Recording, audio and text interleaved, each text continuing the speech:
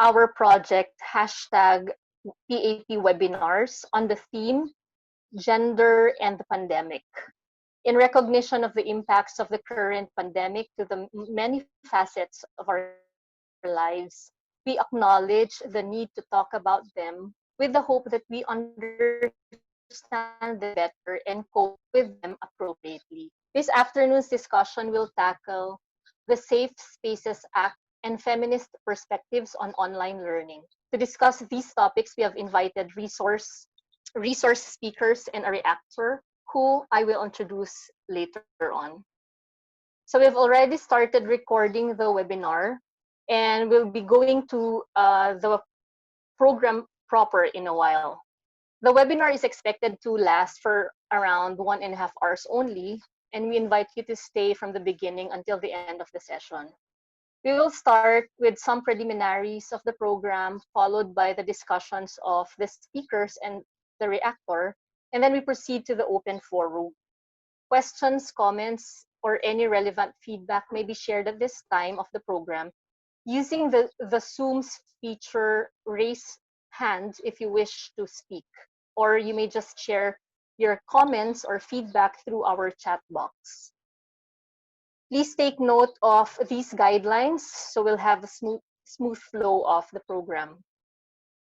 We will also be trying to stream our webinar through our Facebook page in order to let other audience will not be able to join us in our Zoom session also take part of our webinar. Okay, so to formally start, let us listen to the welcoming message of our president, Dr. Jeremiah Joven Joaquin, followed by the presentation of the rationale of the webinar series to be discussed by our board auditor, Dr. Hazel Viana.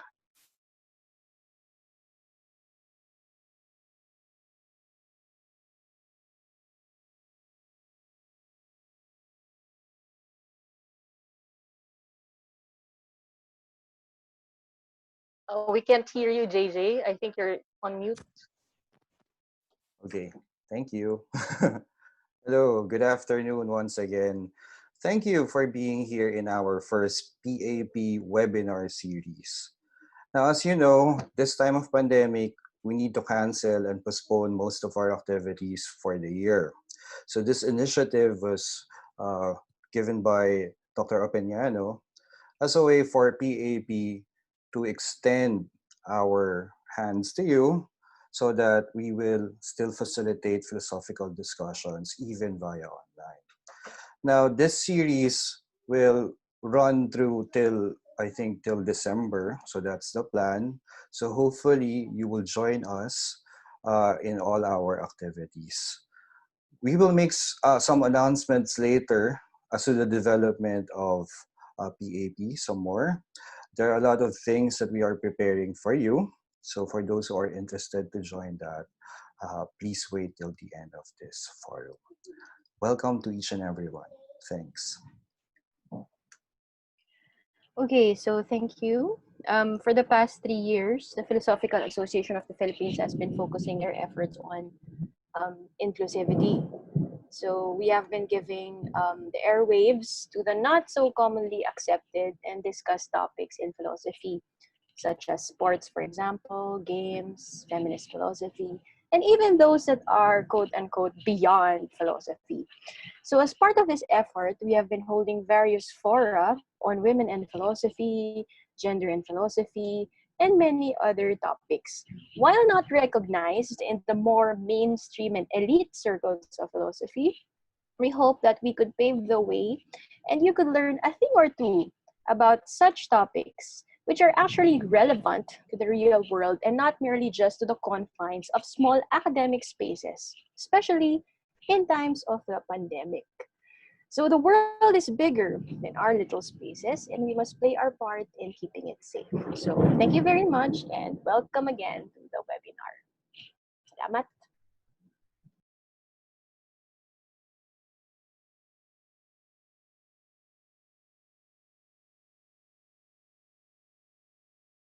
Thank you, Dr. JJ and Dr. Hazel. It is my honor to introduce our speakers for today and our reactor for today. Our first speaker is Attorney Dennis Pulma. He is the 3rd Division Executive Clerk of Court of the Sandigan Bayan and a gender advocate whose contributions include, among others, his participation in the crafting of the Implementing Rules and Regulations (IRR) of the Magna Carta of Women, or RA 9710. He's often invited to speak about gender awareness and gender sensitivity to various institutions and groups. Attorney Pulma will discuss for today the Safe Spaces Act in the time of the pandemic. He will be followed by our second speaker, Assistant Professorial Lecturer Rosalia Sally Domingo. She teaches philosophy at the De La Salle University, where she's also taking her PhD in philosophy and where she finished her first master's degree and undergraduate degree in philosophy. She completed her second master's degree in gender studies at Central European University, CEU, Budapest, with scholarship grant. Her research interests include feminist philosophy, gender studies, and post-humanism. Ms. Sally will talk about reimagining feminist pedagogy in the online classroom. To serve as our speaker's reactor is Dr. Virgilio Ver Rivas. Dr. Rivas finished his PhD at the University of Santo Tomas with a dissertation on F.W.J. Schelling and the broader connection of German idealism to present Anthropocene debates and speculative materialism. He teaches philosophy at the Polytechnic University of the Philippines, where he was chair of the philosophy department from 2012 to 2015 and had served as director at the Institute of Culture Studies in the same university from 2010 rather to 2013. So again, you're reminded to mute your audio while the discussions are ongoing and comply with the guidelines communicated earlier. So without much ado, let us listen to our speakers, starting with Attorney Dennis Pulma, followed by Assistant Professorial Lecturer Sally Domingo, and then our reactor, Dr. Ver Rivas.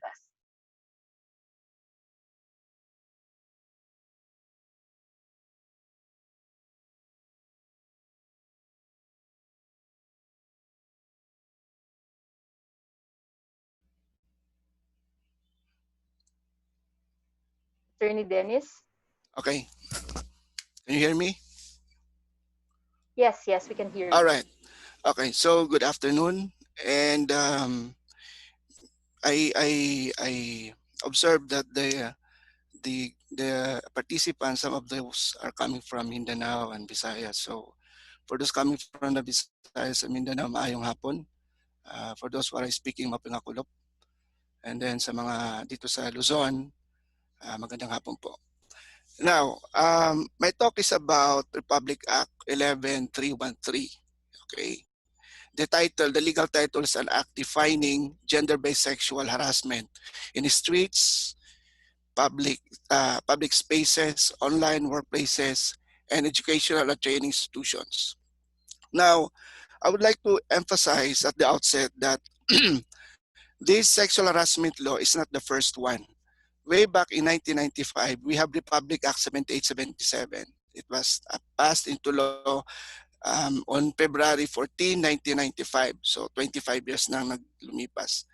So this Republic Act 11313, while this did not expressly repealed or expressly amended, but impliedly you can see the improvements from the 7877 or Anti-Sexual Harassment Act of 1995. So again, unlike the 1995 sexual harassment law, meron pong expansion. So let's proceed with the second slide, please. Second slide. All right.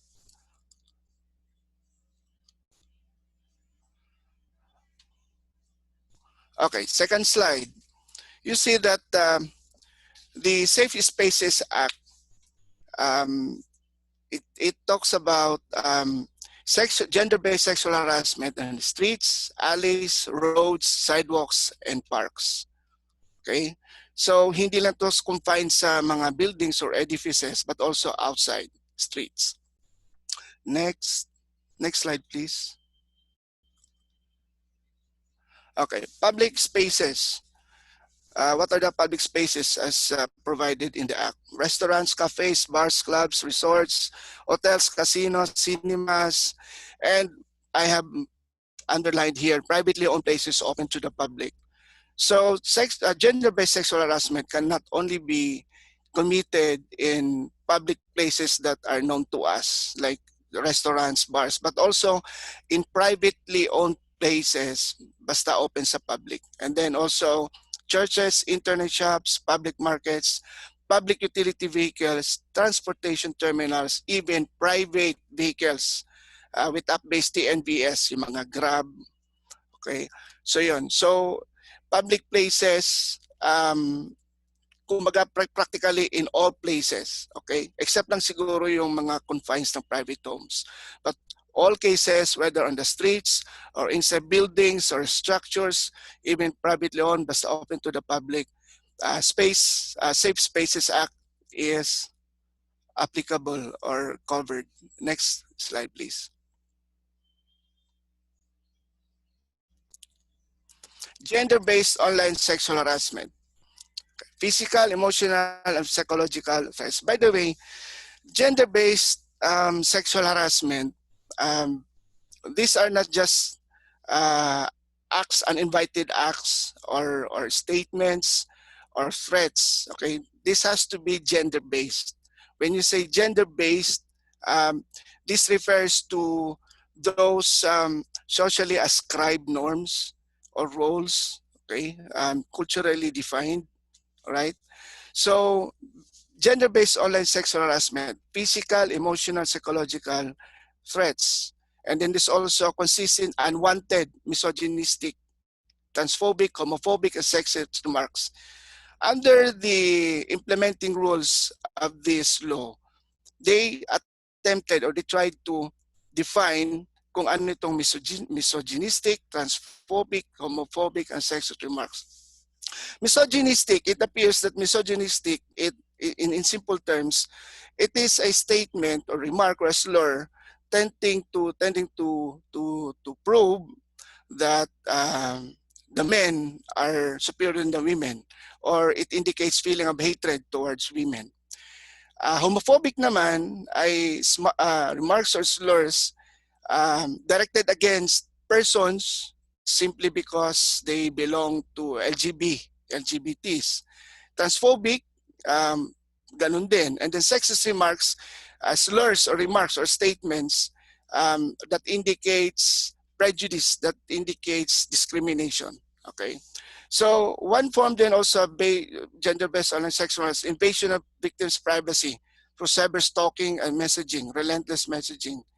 And then uploading and sharing without consent photos, voice, or video of the victim, and authorized recording and sharing of photos or videos or information, impersonating the identities of victims online, or posting of lies to harm reputation, of filing of false abuse reports online. Now, kung titingnan natin itong mga gender-based online sexual harassment, these days during pandemic, we hear a lot of people or victims, okay, going forward, being victims of this unauthorized uploading of photos, unauthorized sharing of photos, recording and sharing of photos, and worse, impersonation of identities. Okay, so next please.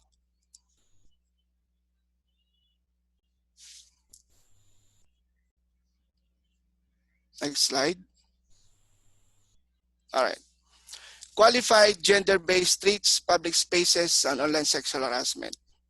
We say that under this law, you can commit violations of Safe Spaces Act on the streets, public spaces, online sexual harassment.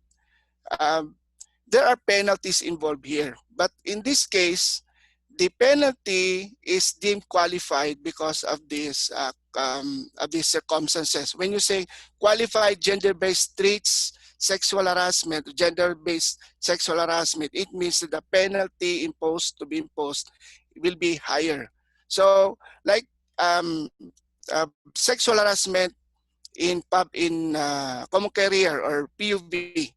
Okay, so qualified, there will be a qualified gender-based sexual harassment if the perpetrator is a driver, okay, driver kunyari ng taxi or ng jeep or ng bus, and the victim is a passenger.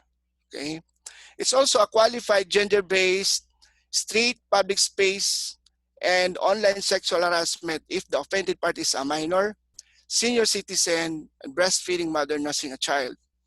And then online offended party is a mental problem that impairs consent. And the perpetrator is a member of uniformed services. When we say uniformed services, this include the AFP, PNP. Okay, question, how about the reserve force? They are covered for as long as they are undergoing training. Okay, and there is an order to mobilize them. All right. And then next is if an act takes place in government premises or government office, government agency, and the perpetrator is a government employee. So these instances, when we say qualified gender-based streets, public spaces, and online sexual harassment, the penalty imposed will be higher. Next, please.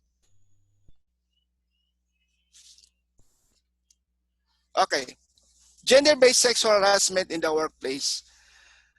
I must say that under the previous law on sexual harassment, there are only 3 instances or places where sexual harassment can be committed: workplace, education, and training. Unlike in this instance, you have street, you have online, you have public spaces. But in the old, there was only workplace, education, and training related.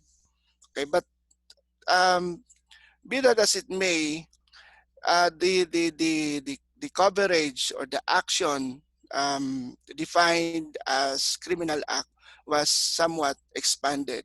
Okay, act or series of acts involving any unwelcome sexual advances. In the 1777, there was no predicate word unwelcome. Sinabi lang po doon sexual advances. So through the years sa lecture ko on sexual harassment, laging debatable question yan kung if is the sexual harassment subjective or not. Okay, like for instance, stalking. There was a running joke that at that time, when you say stalking, whenever daw yung isang girl ay type niya yung guy, hindi stalking yun. Pero pag hindi na type yung guy, that's stalking. So masyadong debatable. But in this case, na-clear na. There's a predicate word, unwelcome or uninvited. Okay? Sexual advances, requests, demand sexual favor, sexual in nature, whether verbally, physically, or through the use of technology. At that time, there was emphasis only in verbal and physical or contact, physical contact. But at this time, it was expanded or includes the use of technology while by way of text, email, information communication systems.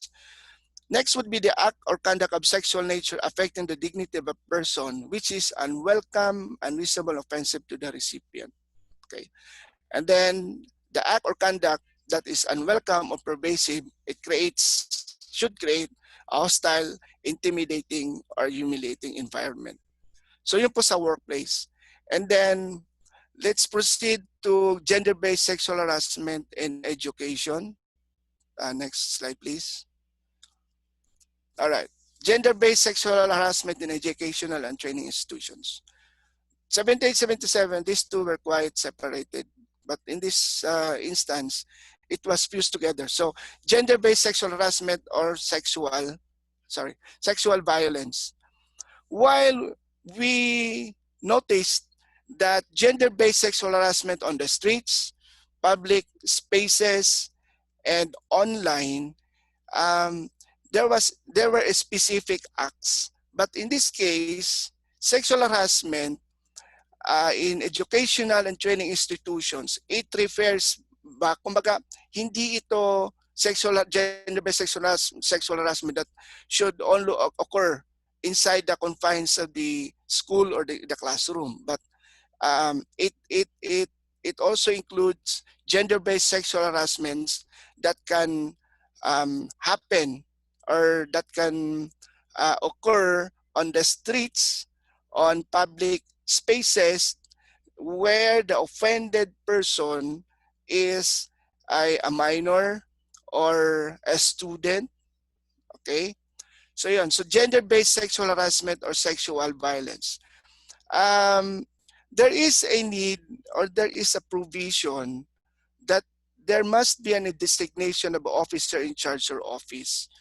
By the way, as compared in the old sexual harassment law of 1777, there is a group or there is a mechanism that led to the establishment of what we call CODI, or Committee on Decorum and Investigation. But in this case, while it retained CODI, there's also an express provision that provides for a designation of officer in charge or office in educational and training institution, especially in educational institution, that will um, receive complaints, that will investigate cases involving sexual harassment, gender-based sexual harassment. We have also to remember that in this law, 11313, uh, the the the school, okay, the complaint against uh, sexual harassment or gender-based sexual harassment, incidents of gender-based sexual harassment, um, may be proceeded or may proceed even when or if and when the offended party refuses to file a case, for as long as the institution or the school is aware of an incident. So even if there is no complainant, the school or the education institution may continue to investigate, to verify whether the incident of gender-based sexual harassment in the school is true or not. And then the school is also mandated to provide age-appropriate educational modules. All right. So I think is this the last slide, Gina?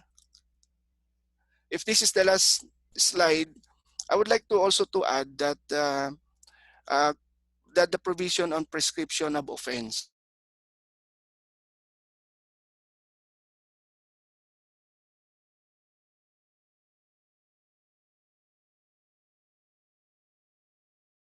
perpetrator under Republic Act 7877, the prescriptive period, regardless of the acts, is 3 years. But in this case, if the gender-based sexual harassment occurred in the street or public spaces, the period of prescription ranges from 1 year, 3 years, and 5 years. If the gender-based sexual harassment is online, there is no prescription kasi nakalagay po doon imprescriptible. Okay? If the gender-based sexual harassment occurred is educational or training institution based, the period of prescription of the offense is 5 years. So I think that's material because one of the what we perceive as inadequate, grossly inadequate in the 1777 is the period of prescription. And also with respect to penalties, at that time the penalty for sexual harassment was only penalty of fine of 10,000 to 20,000, and 1 month up to 6 months of imprisonment. But right now, it ranges from arresto minor, which is 1 day to 30 days, and then arresto mayor, which is 1 month and 1 day to 6 months, and then you have prisión correccional, 6 months and 1 day to 6 years. Okay, so mas malaki po yung penalty. And then what else? In this time of pandemic, the question is how relevant can Republic Act 1131T? How relevant is that, considering that when we go out, we are supposed to practice distancing, social distancing, physical distancing. But as we see, Republic Act 11313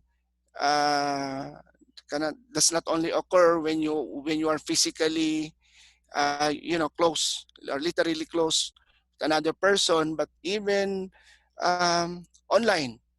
So gender-based sexual harassment under this law may be physical, okay, may be verbal, pwede ding non-verbal. Paano yung non-verbal? Okay, non-verbal may be demonstrated by, showing your genitals or showing nude pictures. Okay, so yun. Pwede din through gestures, okay, sign language, and then online. Worldwide, we hear several or even thousand cases, okay, or incidents involving increased incidents of online sexual harassment. Okay, so very relevant pa rin. And then education, of course, with the advent of what they call as blended learning, okay, or remote learning, the Public Act 11313 is still relevant, or if I may say, very relevant, considering the fact that use of online learning will be maximized, okay, will be harnessed in this time of pandemic.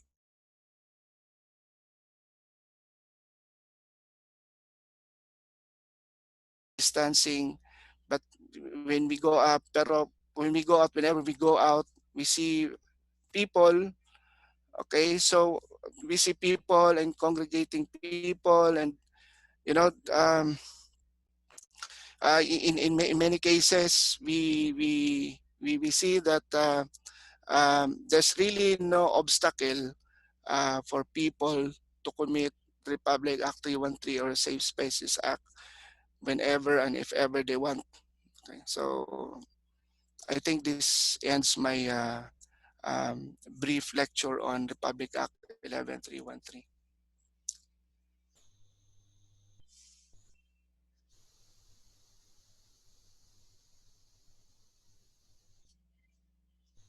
Thank you, Attorney Dennis.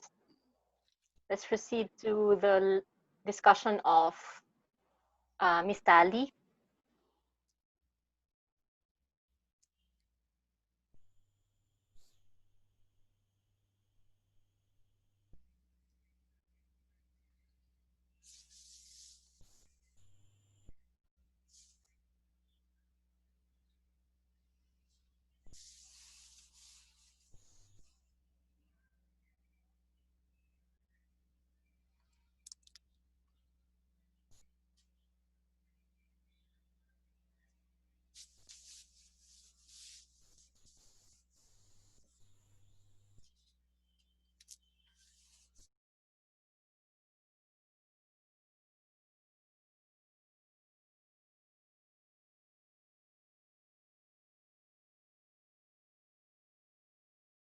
We're just waiting for video and audio to be turned on.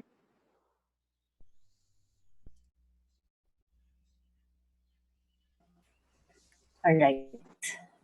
Thank you. Okay. Okay. So magandang hapon. Good afternoon, everyone. I'm gonna talk today about the feminist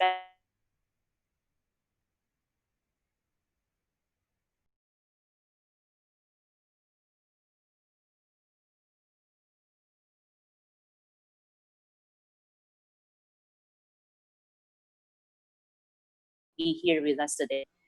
I know we might have participants from different education sectors, students, educators, and also others from the public. Most of us suddenly find ourselves using technology as we teach and learn.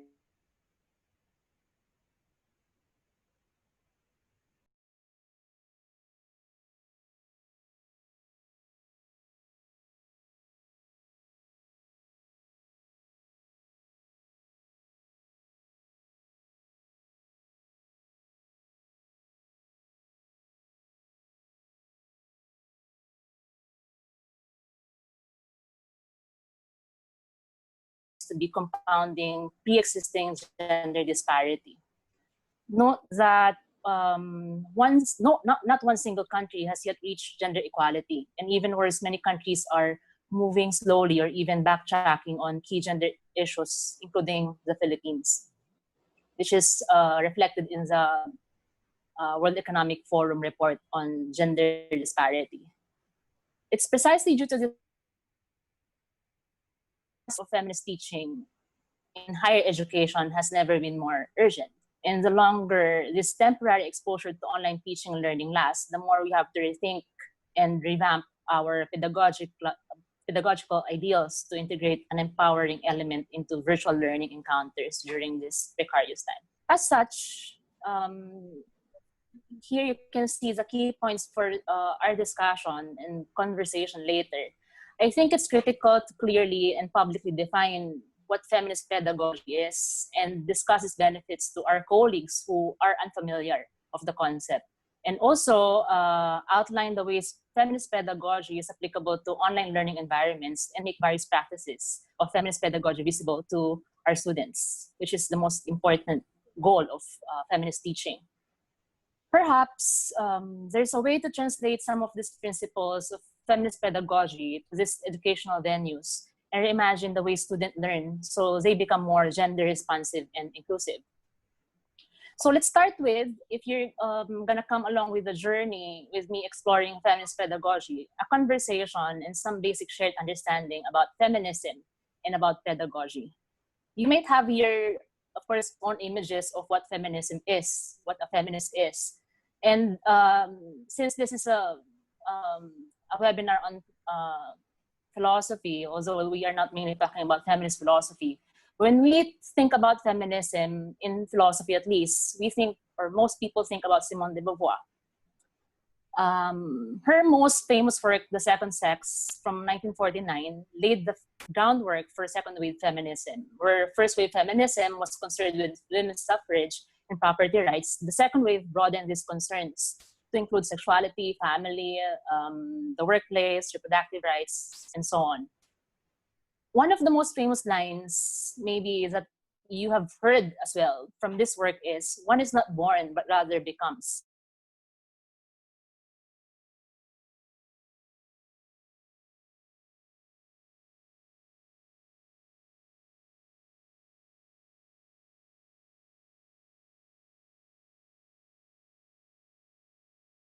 Here we have an image of Malala Yousafzai, internationally recognized activist for female education rights. If you remember Malala, she captures the attention of the world when she survived an assassination attempt at age 15 and having courageously maintained her fight for education of girls in Pakistan despite such real threats.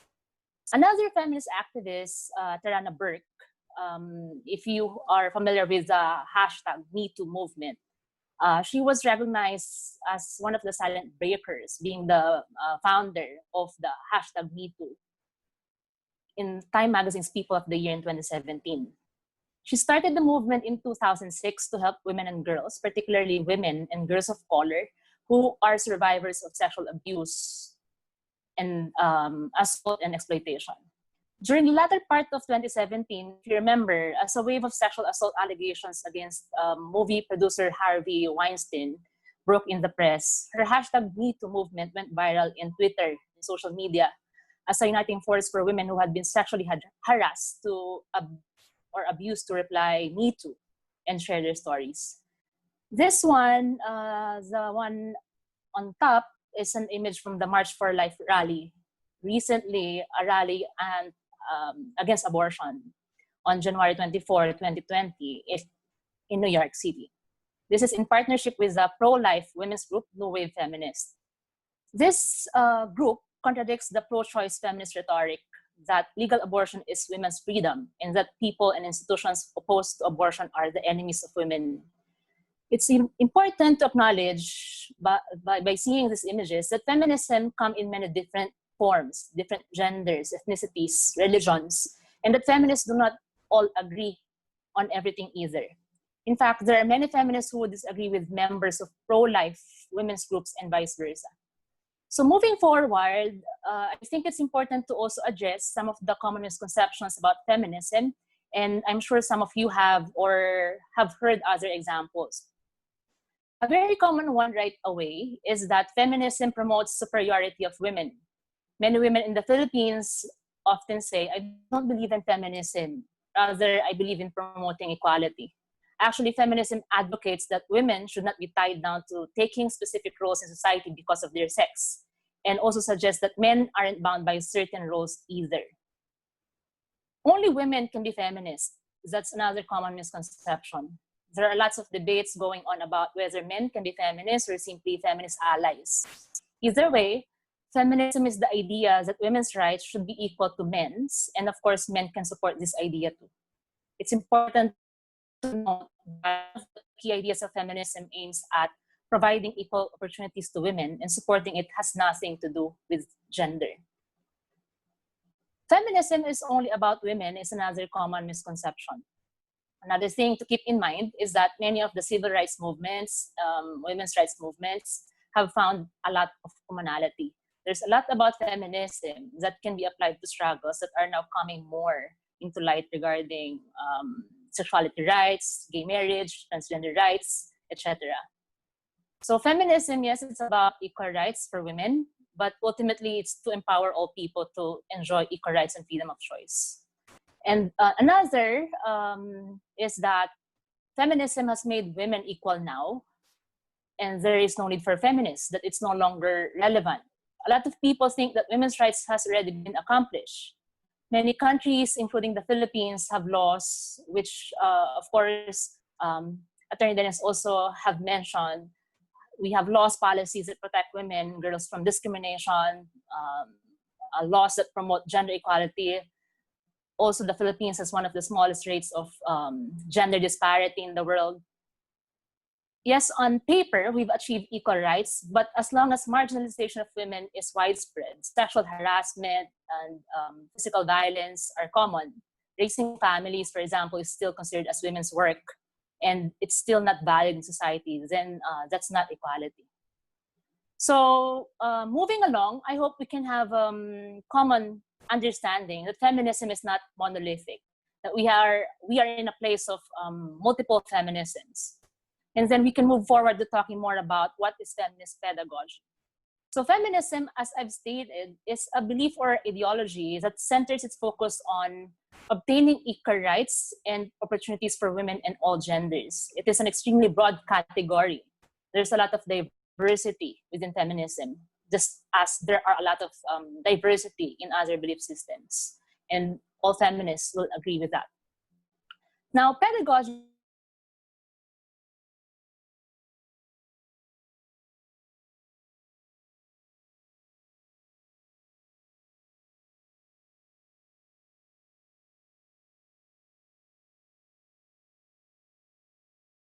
the purpose of today's conversation. Let's just characterize it as a set of approaches, very broadly, ways of teaching and learning grounded in feminist theory.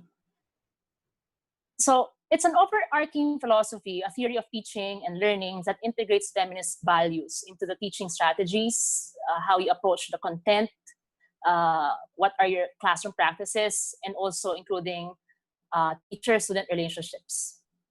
Also, it's not inclusive or exclusive to any particular field of study. It's not exclusive to philosophy or gender studies, women's studies. One can approach teaching philosophy with feminist pedagogy or even mathematics or literature or any subject. And it's not also about being an activist in the classroom.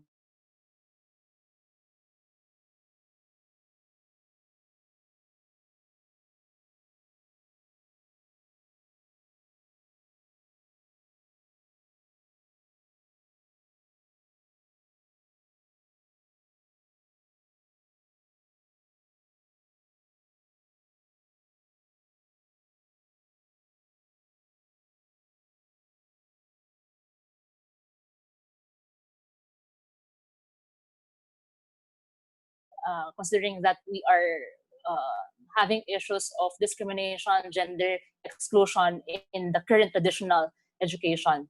It's a vision of the classroom as a liberatory environment in which we empower students by facilitating a participatory democratic process in which at least some power is shared. They do not erase the role of the instructor as teacher, but seek to also empower students, viewing power in this context as a positive light rather than a tool for domination. So feminist teachers in this case strive to create and support egalitarian relationships in the classroom, but valuing students as individuals who make choices about what and how they learn. So by focusing on empowerment, Shrewsbury claims that feminist pedagogy embodies a concept of power as energy, capacity, and potential rather than domination. Under conceptions of power as capacity, the goal is to increase the power of all actors, not to limit the power of some. Another conceptual framework that we can use in understanding what feminist pedagogy is from the work of Bell Hooks. So if you notice, she really preferred this spelled in her name spelled in lowercase letters to focus on her message rather than focus the attention to herself. So Bell Hooks shares a similar vision of using feminist analysis to advocate alternative teaching practices and examines the classroom as a locus of oppression and as a potential site of liberation. Although the classroom can teach and perpetuate oppression, it remains for Hooks the most radical space of possibility in the academy. So for Hooks, a commitment to an engaged feminist pedagogy meant feminist teachers recognize how their roles as teachers gives them power over students. But instead of resisting that power or power for fear of exercising domination, Hooks argues that feminist teachers can use that power in ways that the classroom become a space where pedagogical practices were interrogated and students could raise questions about the pedagogical process. So the teacher figure and the students work against the creation of a hierarchy of authority. So here are some of the principles that reflect what feminist pedagogy is. Not all feminists may agree on the process, the product, or implementation of feminist teaching, but feminists, of course, agree that truly transforming education involves formulating new vision of learning and changing not just the content, but also how we teach. So which involves guiding principles of centering relationships in the classroom, empowering students to recognize their potential, and providing safe spaces in the development of students. So what might this look like in practice? So chances are that you are already employing these feminist pedagogical techniques in your face-to-face classes before the pandemic. These approaches pay particular attention to classroom communication structures and practices, especially in highly mediated digital environments like today that we're going.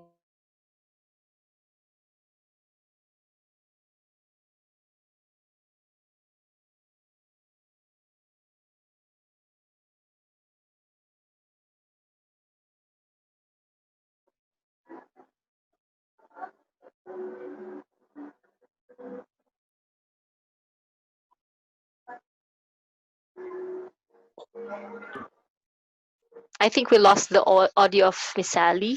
Miss Sally, please check your audio. Thank you. To the rest of the participants, please make sure to turn off your audio to Can you avoid hear me? interruption. Thank you. Yes. Regina. Okay, so for the first principle, centering relationships in the classroom, maybe you've been doing already, like asking students how they are doing at the beginning of class. So you can expand this in the online learning by using check-in discussions. So what are check-in discussions? Like when you start classes, maybe some of you have started teaching already full online. For those who are still preparing, then you can choose to create check-in discussions before the first day of classes or even during the first day of classes to gauge how students are doing before moving into academic matters. So this is a great way for students to get to know each other and share common interests. So how is this building relationships? The first step to developing rapport with students is to engage them in a dialogue. And to do that, you may create a forum conducive to sharing ideas, ones that was not too personal, where students will feel intimidated about sharing their lives, but also one that was not too broad, where students could give any response. So you may want the forum to be a foundation of positive interpersonal exchanges, where students share non-course related tidbits to establish common ground with classmates before the start of class, because it's different like in the face-to-face classes. So they get to go to the classroom and then get to know themselves before the class. But now that we have a different venue for our classes, which is digital, online, then you can also create this check-in discussions. Number two, empowering students to recognize their potential. So you might be doing this already. You're probably already asking students what they expect from class as an icebreaker during the first day of class. Now you can expand by creating an online poll to gather these responses. So you can take note of their responses. You can identify a pattern in their responses. Okay. You may revise assignments and class activities to align with this outcome. As the semester progresses, make sure you're graded or how a specific classroom activity or assignment connects to the objective that they propose. So they get to know that their suggestions or even insights were considered. And then the third is providing safe spaces in the development of student voices. Instructors who are adapting or who adopt a feminist pedagogical approach may act more as a facilitator than experts or leaders in the classroom. So dialogue replaces lecture as the primary means of communication. You're already doing probably asking students to engage in pair or small group discussions to avoid straight lecturing. You can expand by facilitating online discussion forums that allows space for students' unique perspectives and opinions or even covering highly structured topics. So just manage it in a way that members can and should have the opportunity to contribute to group discussions. So it's not also being dominated by a few students. Particularly in content-heavy courses, you may want to offer outlets for dialogue and creativity, wherein you welcome students' experiences as they relate to the material at hand. So effectively, managing online discussions allows space for students' voice to address issues of gender dynamics in traditional classrooms, such as the unequal classroom participation of females and males, where males tend to dominate like class participations or discussions in the face-to-face setting. Now, for the final reflections, remember that we have limited time and these principles and strategies are hardly comprehensive of feminist pedagogy, but they highlight some of the key contributions that are relevant to our transition to online learning. A feminist lens to teaching also reminds us to center relationships and community in the classroom, regard students as valued participants in their own education, and afford them a sense of agency in the classroom. So, in a nutshell, feminist pedagogical practices gives us a chance to pull away from and destroy the assumed norms and stereotypes, which often foster behaviors that you may consciously or unconsciously perpetuating not only gender inequalities, but also other forms of marginalization within the learning site. And for students, this would help students to see their own value, knowledge, and ability to act outside the classroom. So this ends my short presentation on the practices of feminist teaching through online learning. Thank you. Thank you. Thank you, Sally.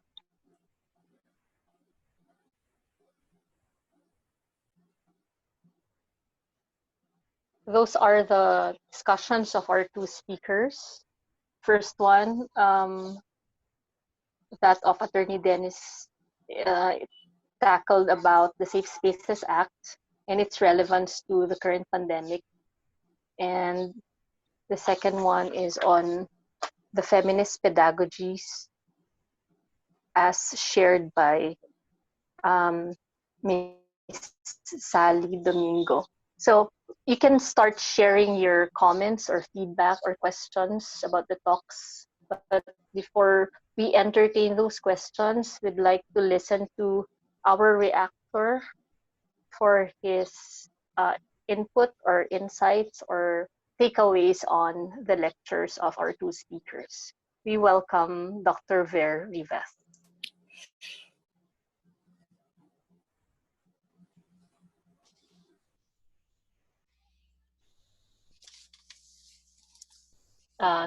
Sir Rivas, please turn on your audio. Thank you. Okay. Can you hear me, Paul? Yes, we could hear you. Okay. So, thank you, Dr. Gina, for setting this up.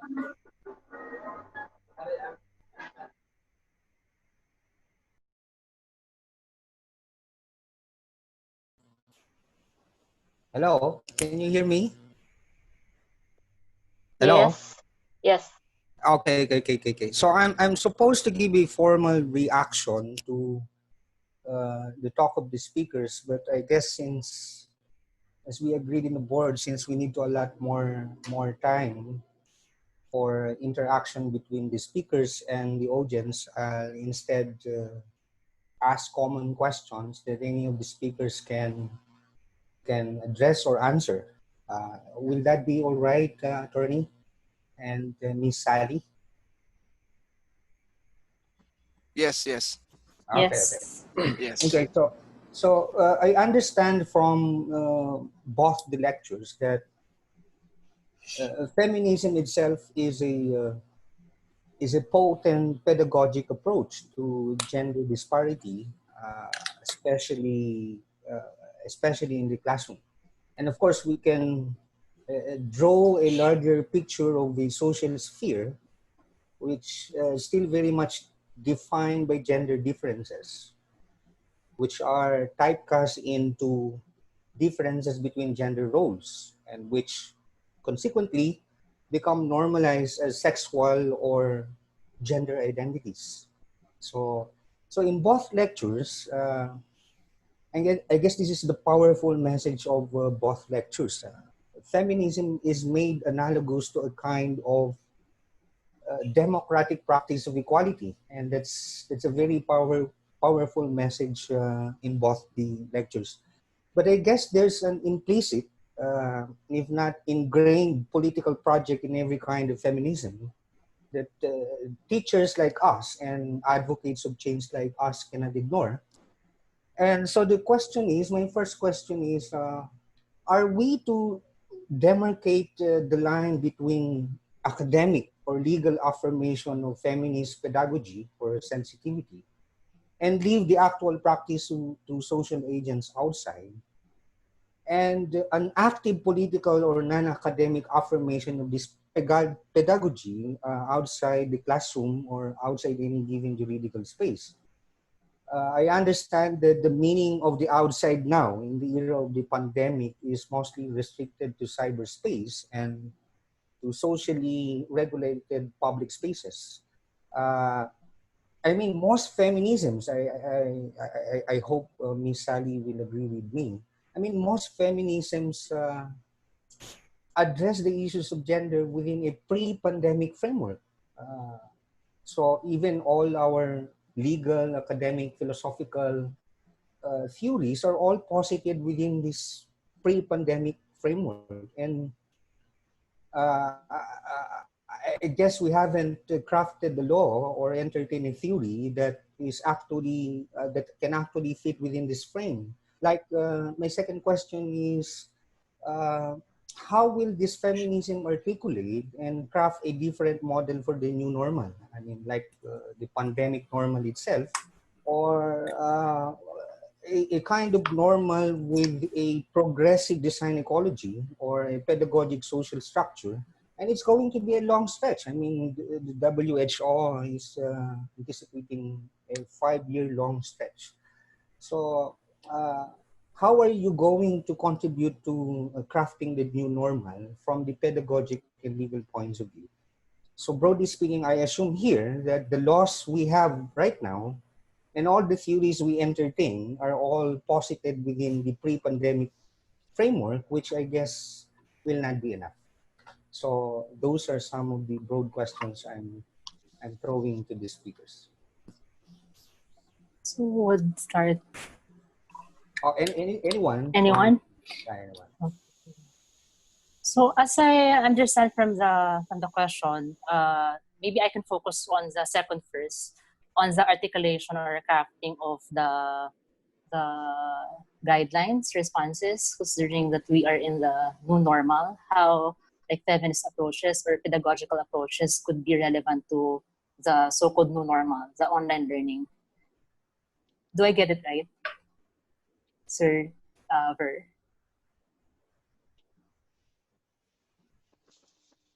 Yeah. You Yeah. got it right. So pre-pandemic, there have been efforts already to actually push for gender equality, fight against discrimination of all genders, not only sexes. And I hope by this presentation of the practice of feminist teaching that we can incorporate not only like the mandate of, for example, the mandate of the Commission on Higher Education. We have the CHED memorandum on the gender mainstreaming already in place since 2015. But mostly, I think even participants from the SUCs are familiar with this gender mainstreaming. So we have been having like efforts of capacity building for teachers, staffs, or even other LGUs. But mainly in terms of education, gender mainstreaming has been adopted as a major strategy in education to inform various sectors of society about the need to recognize gender inequalities, also the need to recognize the rights of women as human rights. Now, the guidelines, however, I think it's more than 30 pages, do not include like how you practice teaching.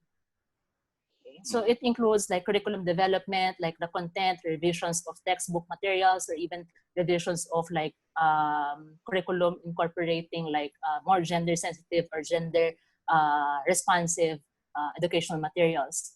So what feminists may contribute to this discussion by making it public, like I think one of the goals of PAP, as mentioned by Dr. Biana, is we as feminists, like feminist teachers practicing it already in the classroom, we need to preach what we practice. And that's the first step, I think, in addressing like how gender inequality or discrimination, oppression may be exacerbated during this pandemic. Because as I mentioned, there is no one country that has gender equality at this point. And we have efforts already being done by different states or even the Philippines to make sure that gender disparity will close. But because of the pandemic, there are of course issues of gender inequality in access to education, which could also be resolved by making gender inclusive responses during the new normal. But I think we already have these laws. What we need would be like the implementation and also making sure that also in the CHED CMO, they also include, for example, a technical working group panel where they can also review if the higher education institution is actually performing well in terms of closing this gender disparity. So maybe that's where we can focus our attention in terms of like the laws that we have already in place in the country. Now, philosophically, I think philosophically using these frameworks of feminist philosophies, because we have as I mentioned, like feminism is not monolithic. So different feminisms, although not all feminists would agree on different issues, but in terms of like even the feminist pedagogy, then we can highlight the themes of social transformation, fight for anti-discrimination. So this would be very helpful in making sure that the classroom in our migration to online setting could be non-sexist, non-discriminatory of different like sexual orientations, gender identity and expressions or SOGI, which is also related to like what Attorney Dennis already mentioned regarding the RA 11313. So it's really important to make sure that all these different sectors, the education sector, the laws that are already in place, and also, of course, within the classroom, and also, of course, the support of the institution of each teacher who would want to approach their classes in a feminist way, that they are all supporting this goal of ending gender discrimination and inequality.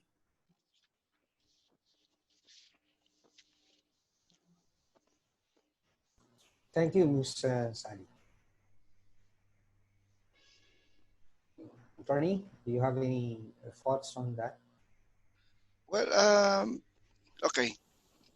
As far as the from the legal point of view, I think that even in the time of pandemic, the provisions of Spaces Act is still relevant, whether it's educational or non-educational, because the law is comprehensive enough as to define the acts which is prohibited or penalized by the law. Like, for instance, that's what I have mentioned, that the criminal acts defined by this law um, may be physical, maybe verbal, non-verbal, or online or remote.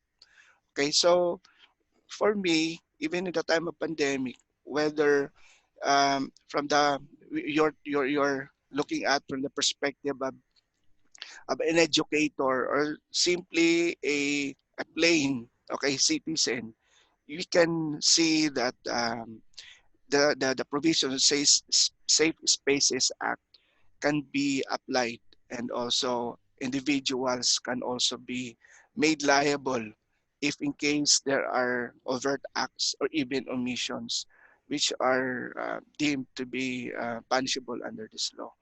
Well, I think if I may, from the point of view of a non-educator, uh, this Safe Spaces Act must be enforced or must be utilized in or during these times when the schools are trying to create a new normal new normal of learning, this blended learning, whether online or partly,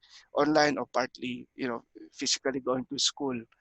Um, the law provides or gives orders to the school or school authorities, whether public or private, in such a way as in such a way that would make every student from elementary to tertiary um, to have a learning environment which is safe, which is conducive to learning without any hindrance or without any intimidation or threats. Okay, so I think that's the relevance of this law at this even at this time of pandemic. Just a last note. The last note. I'm sorry. The apprehension is that we're all taking these suggestions. I mean, all these suggestions for crafting a new normal.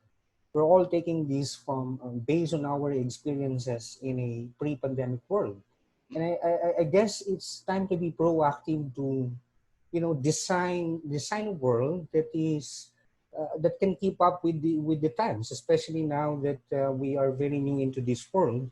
And that is also one way to prepare the new generation to to a kind of normal that they will going to live in immediate future. So that's a basic apprehension that, well, we're just designing this new normal based on our experiences at times when there wasn't a pandemic yet. Yeah. So that's maybe that's a basic apprehension, but I guess I'm taking it from a very philosophical point of view. But I guess also you can feel me on that regarding this basic apprehension. Thank you, attorney. Thanks, Ver. I'd like to relate that observation or input of Ver to one question from our participant, Alvin Sario from UST Legazpi, on what gender policies we need to have as we ready ourselves, including women, children, youth, persons with disability, people of varying SOGI societies, for the so-called post-COVID world.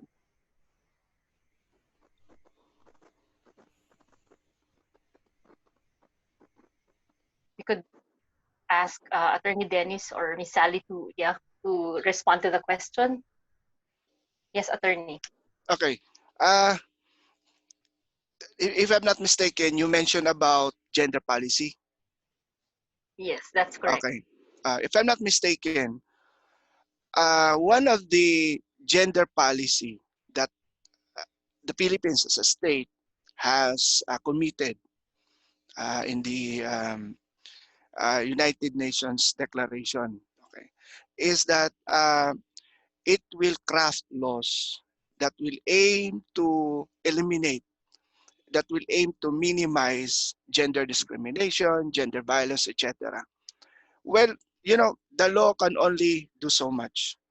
The law can only um, define what are the acts or the omissions which can be penalized. But the law cannot legislate feelings. The law cannot legislate relationships. But from the point of view of, from the legal point of view, if we see the timeline of the gender laws passed by the country, by the Philippines since its participation, okay, in the universal, in the what was that? UNC UNC there had been transformation. Ito, one observation lang. Um, there was a time that when we define rape, it was only between, it was sex-based, purely between a man and a woman, genital-based. But through the years, we have crafted laws that is also open to parties, whether the perpetrator or offended party, uh, not limited to the sex-based approach. So there's already a rape by way of sexual assault when the offended party or the perpetrator may be a woman or a man. Okay. Now, except for VAUSI, except for Anti-Violence Against Women and Children Act, all the laws, all the gender laws crafted by our Philippine legislators are, for me, are gender free. When I say gender free, it does not make, they do not make any distinction whether the offended party is a man or a woman, the perpetrator is a man or a woman. Like in this case, Safe Spaces Act, it repeatedly says any person. Okay. Also, if we try to uh, to examine the other gender-based laws, they refer to as person. Okay, even in VAUSI, because VAUSI, ang ano na talaga doon, babae. Pero the perpetrator there may be any person. So the offended party in VAUSI or anti Violence Against Women Act, the perpetrator may be of the same sex. Okay? So hindi na yung dapat lalaki sa babae, pwedeng babae sa babae. Okay? So yan. So I guess sa point of view ng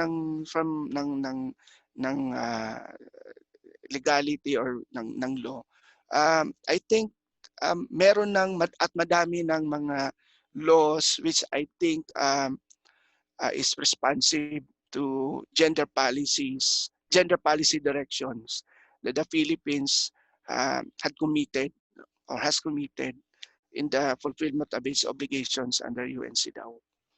So yan. In relation to that, Attorney Dennis, one question from the chat box from Alvin Sario. Sorry. From Juliet Milo of SLU UST. Can a third party file a case against an offender?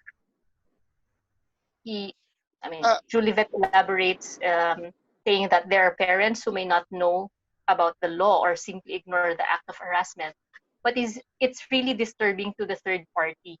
So can the third party file a case on behalf of the offended party, especially if the offended party is a minor? Well, kumbaga paki-define anong third party. Kung sabihin natin third party, hindi siya directly involved or somebody na witness lang siya. In this law, itong Safe Spaces Act, the gender-based sexual harassment on educational institutions, in educational institutions, there is a section there, there's a portion there where even if the offended party does not intend to take action or does not want that the school have to take action, if there are incidents of gender-based sexual harassment in educational institution, the school is mandated to act on that. The school is mandated to investigate. The school is mandated to verify. Okay, so hindi na kailangan. Pero just allow me to go outside, just a little outside ng Safe Spaces Act. Under the Anti-Violence Against Women Act, even third person can also file a case for as long as meron siyang tinatawag na personal knowledge. Kasi may personal knowledge, you obtain knowledge using your perception, using your sense. Like if you see a woman being beaten up, okay, if you hear a woman shouting, if you smell that a woman is being burned, okay, so yun. So for as long as that person has personal knowledge, pwede siya. Okay, personal knowledge na nasaksihan niya. Okay, pero going back dito sa Safe Spaces Act, citing specifically itong gender-based sexual harassment in education institution, yes, the school or the school administration is directed or is mandated to verify, even if the supposed offended party or the student is not willing or maybe afraid of reprisal or retaliation, the school is mandated to put forward and investigate and verify whether such incidents of gender-based sexual harassment in education institution is true or not. So, attorney, you consistently mentioned investigate and put forward the investigation. Will this go through to the extent of filing a case against the verified, let's say, offender or perpetrator on behalf of the offended party? Well, para sa akin in my personal opinion ko lang to. Kung if we interpret that, okay, if you interpret that in a school setting, if you were the school administrator, okay, if you were the school principal, kung ma-determine mo that the reports out are true, I think it's just logical, okay, that you have to take action. Kasi yan sinasabi dyan eh. You have to take action. And if found guilty, the student will be stripped of the diploma, will be kicked out, etc. So may mga administrative penalty. Okay? So and also yun lang ang ano lang diyan is if the perpetrator is a minor, okay, kunyari sa school, estudyante, elementary, he will be only subjected to administrative sanction. Pero action pa rin yun. Okay, complaint pa rin yun. Ano pa rin yun action pa rin yun ng school administration. Okay, thank you, attorney. I hope na-clarify yung mga tanong ng ating participants. Now, for Miss Sally naman, I have a couple of questions from the chat box. Basahin ko na minsanan kasi we have last 10 minutes before we end the webinar. The first question is, how can we elaborate the pedagogical approach through the use of virtual platform? How can we elaborate the pedagogical approach through the use of virtual classroom? And then yung second one naman, what is it that misconceptions about feminism take as a harsh manner towards men that nowadays women are superior to them, and how feminism pedagogy could help to balance the society better?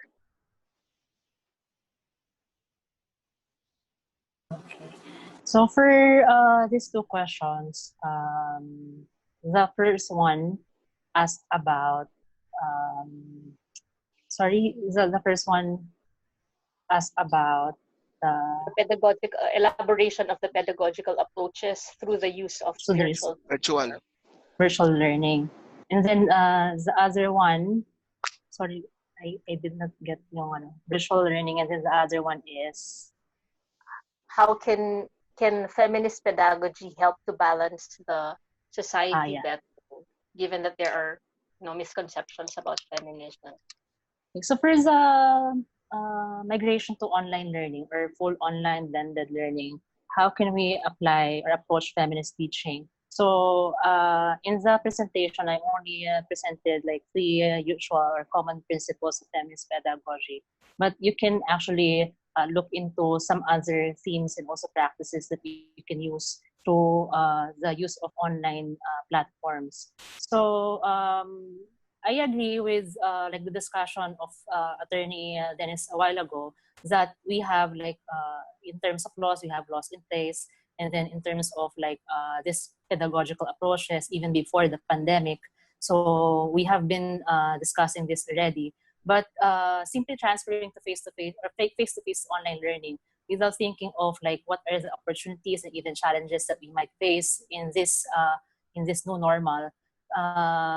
Relating it back to the first question of server, I think talks about like how can it be approached using the or how can gender equality be approached in this time of pandemic. So there are studies or researches that are not simply based on like our observation, but there are efforts, UN, for example, even UNESCO are looking into the gendered aspect of the pandemic inequality, how it's increasing, and also backtracking like the efforts being done already previously in different fields in society, whether that's policy or in education. So to incorporate this by transferring to online classroom, for example, we can change like the content, as I mentioned, by using like starting with the use of language. So the word choices, because it reflects also our unconscious or even hidden, so-called hidden curriculum, wherein we have already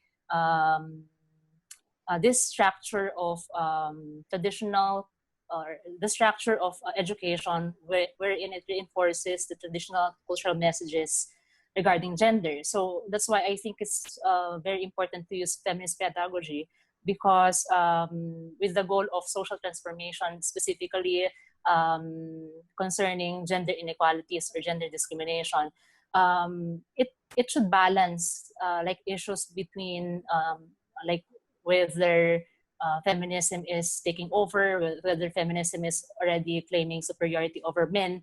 And that's why I wanted to clear that misconception, because that's, of course, kaya siya misconception. That's what we usually think of feminism. But feminism is actually not only about the issues of women. So that's why it has been used also to analyze or look into like gender inequalities. So from VAUSI, like for example, how it is translated into like policies from VAUSI, violence against women and children. So we have changed also laws or policies that we have into gender-based violence. So it's not only focusing on women, but why do we need to focus on women, or why do we need to start with like issues of women? Because like or even experiences of sexual abuse or even harassment usually occurs and happens against women. But we're not saying that it's not happening also, or it's not being experienced by men. So it's not really feminism if we think of feminism as the superiority of women. So it's just like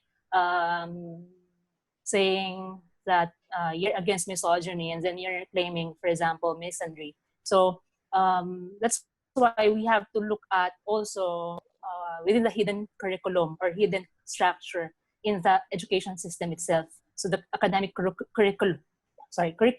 So the aspects of education system kasi reinforce traditional cultural messages that also reflect on how we react or behave outside the classroom. So that's why it's really important to mainstream this within educational institutions.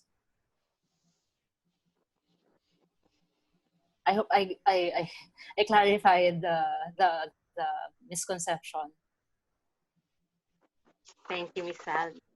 A good input on the need to work even more on the curriculum, and also what attorney said, that we need to, I think, while we say that there are already laws in place, you mentioned, Miss Sally, that there are written laws and they're doing, I mean, they're okay, but looks like one takeaway here is that there's a lot of work, there's more work to be done, given that we are facing the post-pandemic scenario. So we'd like to welcome a couple of questions from the audience, if there are more questions before we proceed with the last part of the program. If there's anyone you can who would like to ask questions, you can turn on your audio and your video and state your question and tell it to whom you're going to address the question to. Unless there are questions from the chat box, I've not read yet. Could you help me there kung meron pang mga tanong?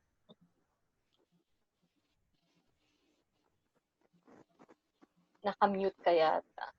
Check natin kung meron. I'm seeing none so far in the chat box. There's one from Alvin Sario. I think this is just a comment or a reaction. Let me read the comment. The idea that no student is left behind, given the on-site or off-site, online or offline, and digital or non-digital modalities, defining more the digital divide. Actually, they suggest that there will be a great number of students that will be left behind. This only refers to the social status. So Alvin says that I guess the gap is made further if we take issues of gender. Multiple layers of discrimination will be created in the coming semester.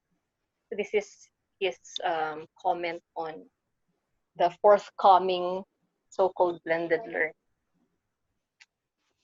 And then Inocencio M. Ragas says, feminism was made not to make women more superior than men, but to be of equal with them at a far level. Reality says equality of women is very much evident already in our country.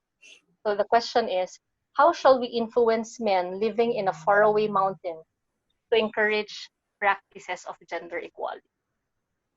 I think this is for Miss Sally, but Attorney Dennis could also comment briefly on this if he wants to say something. So, sorry. Sige po. Sige, okay na, Doc. Okay na, Doc. So just to react very briefly, so it's really difficult for us here, even in the educational sectors, to actually gender mainstream or mainstream gender, and even remove sexism, gender discrimination. So that's why it's really viewed by feminists as a difficult task. But there's, of course, this difficulty, but there's this hope of eventually making sure that eventually we'll see a more gender equal society in the future. And I think that's also one of the goals that we have in the World Economic Forum, for example, in the gender disparity, for example, number of students, we see in the Philippines that we are better than other states because we have equal number of students, girls and boys, who gets to school. But we go to the of how it will actually influence or have an effect today that we are in this pandemic scenario. So the goal really is for WEF, the goal is by, it takes a lot of years before we can actually achieve gender equality. But how do we actually encourage men to also become feminists, or to be feminist? So we have to start also with like debunking these misconceptions that feminism is only about giving women power, because by changing the roles or fixed roles of men and women in society, we're also in a way liberating them from the um, gendered expectations that are also oppressive of men. So patriarchy is not only oppressive of women, but also of men, like gender expectations of how men should always perform, be independent, and so on. So it's not really only for women, but for all. So I think we can start with that, how we can convince men that this is also about all gender, all sexes. Okay. So let me just throw the last question and comment to Attorney Dennis. Dahil nagpas na tayo sa oras, thank you for those who reacted. Pero for Attorney Dennis, from Marvin Joseph Hebron of CTA, what are the approach or long-term goals of judiciary regarding gender and development post-pandemic? He says he's the focal point person of the CTA, and expresses his intention to invite you to speak in one of their lectures. Okay. All right. Um, before I answer the question from the CTA, anong pangalan niya ulit? First name niya? Marvin. Marvin. Before I answer the question of Marvin, let me just uh, give some of my reaction to this chat. Number one is about yung no student will be left behind. I really agree that right now itong pandemic, there it seems na nagkaroon na ng multiple layers of discrimination. Okay, so as if it was not bad enough that we are hearing incidents of violence or domestic abuse inside the home, or as if it was bad enough that we're hearing online abuse. Okay, isang problema ngayon is yung economic factor eh. So I really agree yung sinabi dito na this has brought so much multiple layers of discrimination. The second one, yung about yung feminism was made not to make women more superior. Ay gusto ko lang sabihin ito na in my years as an advocate dito sa gender, laging sinasabi namin na gender learning or gender and development is not war on sexes. Okay, hindi ito competition, sino mas magaling. But we all have to agree that there's a gap between men and women. And that is why we have laws that aim to kahit paano close the gap. Kung hindi magkakaroon ng complete elimination of that gap, at least we close that gap. Okay? Now going now to the question of Marvin's from the CTA. Marvin, I used to be a member ng God Focal Point dito sa Sandigan Bayan. Okay? Pero right now, in these times of pandemic, or in this period of pandemic, so far I have not yet heard of any plan by the judiciary kung ano magiging approach nila in terms of gender issues or gender and development. Wala pa. Sa personal na knowledge ko, wala pa. I don't know kung yung gender and development focal point ng Sandigan Bayan is up to something. Or formulating or thinking what gender and development programs will be or will look like in this period of pandemic. But right now, tingin ko naman so far yung program ng judiciary pa rin is kahit paano ano pa rin relevant pa rin. Ang challenge lang sa atin dito siguro sa lahat ng participants natin diyan, sa lahat na naririnig, nakikinig or nakikita tayo. Sa in the administration of justice right now, okay, dahil dito sa pandemic, malaki yung challenge Hindi lang about gender but sa whole na administration of justice. Now, the Supreme Court is trying hard na, to continue with the wheels of justice even in the face of this pandemic. So meron kaming ano ba yun? Cyber video conferencing. Pero dito sa Sandigan Bayan, we're trying to formulate rules that will allow us to conduct hearing hindi lang through video conference but also in court. So in between these ideas, I'm sure papasok dito yung gender and development ng mga perspectives natin. Thank you. All right. Thank you very much. I'm sure may mga iba pang gustong magtanong, but our time is limited. So please, if the speakers are open to discussing these questions even after the webinar, we'd appreciate it. Pero there are questions in the chat box. Baka sakaling maka-respond lang quickly or briefly para ma-address yung questions ng ating mga participants. Thank you very much, Attorney Dennis and Ms. Sally. Great input you have there for the topics you've talked about. Significant enough to contribute to the existing discussions on concerns of the post-pandemic or the pandemic era in education and in the jurisprudence or the law. So and thank you as well, Ver. I'm sorry to forget about that. Thank you for your input. Thank you for jump-starting our open forum and giving your insightful observations on the topic.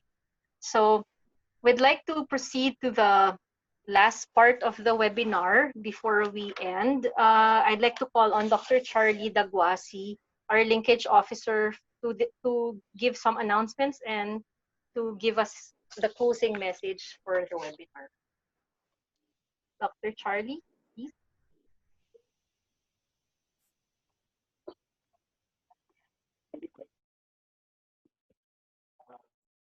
Thank you very much, Ma'am Tina. Can you hear me there, Ma'am Tina?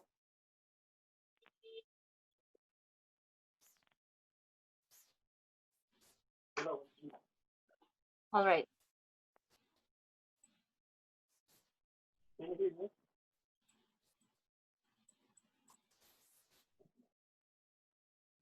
Dr. Charlie is in Benguet, so let's bear with his erratic signal. But Can you hear me? Ma'am Tina? medyo mahina lang yung audio, sir. Malayo kasi dito sa amin. Okay. Can you just do it?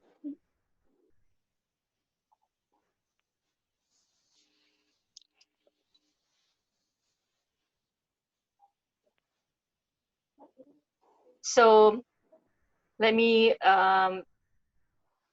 start with the announcements first. The announcements for the upcoming webinars.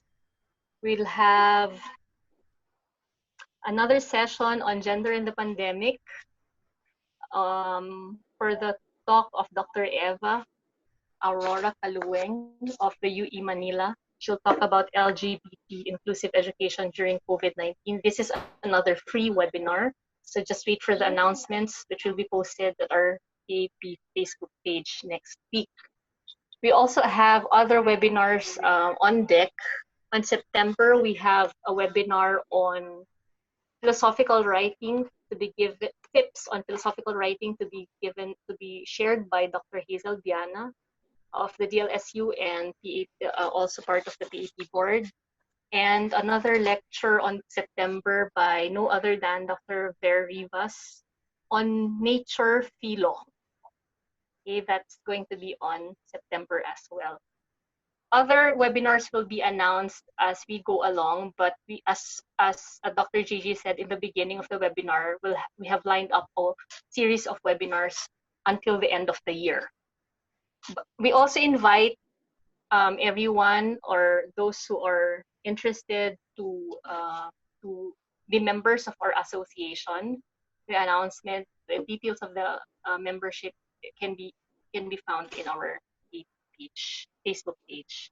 And then finally, we will be issuing certificates to those who will be requesting for one. Please send us a message if you'd like to receive e-certificates for this webinar session. So that's all for today. We'd like to thank you once again. Thank you to all the participants. Thank you to our speakers, to the organizers, and thank you very much to the PAP board. Thank you. Bye-bye. Thank you. Thank you. Thank you. Thank you. I think we'll be airing the recorded copy of the webinar later on.